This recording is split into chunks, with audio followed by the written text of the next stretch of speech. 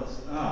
This one. This is actually a student example here. This is, we do a project in SketchUp called the Cityscape project. And each student likes to, or each student gets to build a building. They create a building. And then we import all the buildings into one city, and then I share this with all of them. They get to go on, and they use this, which I actually got with a grant. It's called a Space Navigator. It's kind of like an analog stick if you're familiar with like video gaming and stuff like that. Allows you to move around in 3D space. I don't have the drivers installed on my laptop right now, but this is great for Google Earth, Google SketchUp, 3D Studio Max, if you end up going a commercial route that way. But great little piece of equipment.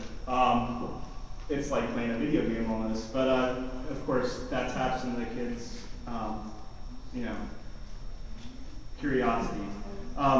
This program would be great for if you're teaching some geometry concepts. Question?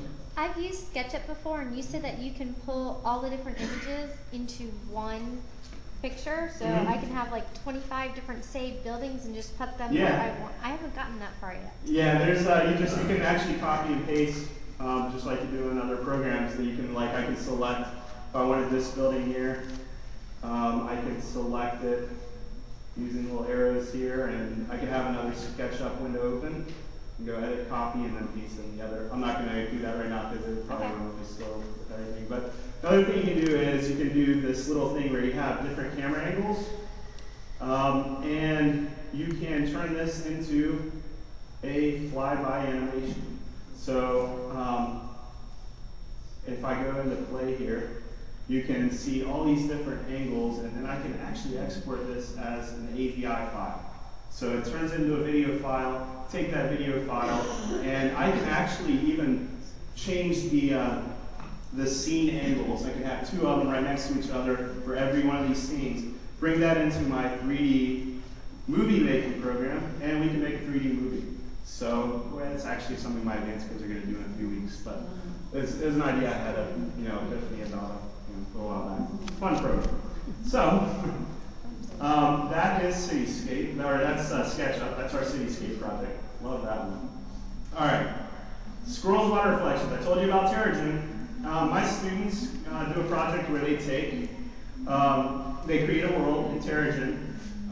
They have to take at least 5 images from different camera angles, which, by the way, in Terragen you can kind of play it like a video game. You can do a 3D preview where you move around through your space and determine where the camera angle is. So then they can take a picture, and then they bring it into, they bring one of their 5 pictures into Scrolls Water Reflections. And that allows you to do something that looks like this, or you can choose basic ripples and create this effect. And as you can see at the top, it exports to, well, they don't decide not to spell it out, but Flash. You can say that as AVI or GIF. GIF, of course, is very compatible, AVI also, and with other programs. And we'll take this file, actually we take this file and mix it in with Movie Maker with their other images, and they create a presentation of their world that they created. So that's a nice one. They could add music to it too. So that's Scrolls Water Reflections. Love that one. That's how I came across that one because of Scrolls Morph, which I had up before, but for some reason it's not up, and I'm going to pull that back up. So this will only take a moment. Okay. Scrolls Morph. You'll have to forgive the delay here. These things happen. And I don't see it. Oh, I'll probably have it. I'll show you an example of what my students have created instead. I'm not going to bother with the program right now because I don't want to sit here and waste anybody's time. So here's some examples of some of my students' projects using these different programs. This is an animation project, traditional animation, using GIMP. The Photoshop alternative to put it together. You can replace layers with frames, and then they have a way that you can use a filter to turn it into an animation. Actually, just saving it as a GIF file in this program will allow you to save it as an animation. So it's an animated GIF file for both of those. And of course, with our animation, we also do pivot. My kids, of course, love sports when it comes to these things, or they love to They love to do some sort of motion like a sport, like skateboarding and things like that. Of course, skateboarding is very popular. This one was from like 2 years ago, but this student was very good at showing these details, like the eyes opening and stuff like that.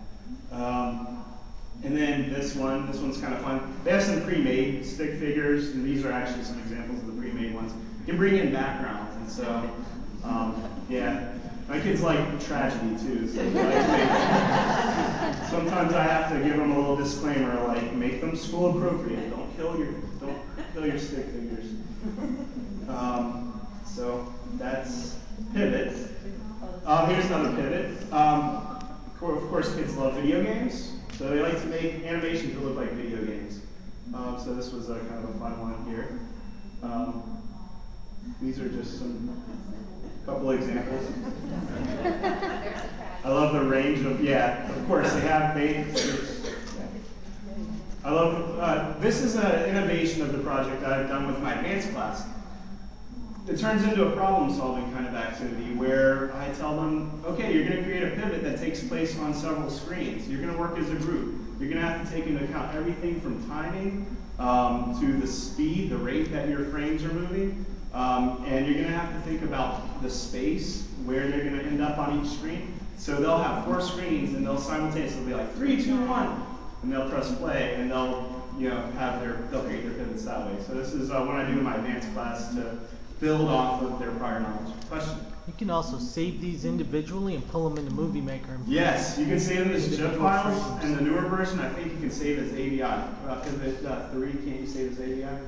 I don't know. I'll have to look. You can save as individual frames and just pull them into Movie Maker and time them. Add music and everything. How do you get the 4 frames across? I mean, how is that? I did this with PowerPoint, but in the actual Pivot itself, we don't. They do the files separately on each of their computers. So you actually have like 4 inserts from file. You can yes, 4, and then play on mouse click, and they all play at once. Okay. Yeah, so when they first create it, like they have to think through all these things. They storyboard for it. They think about everything, the timing, everything. Art range.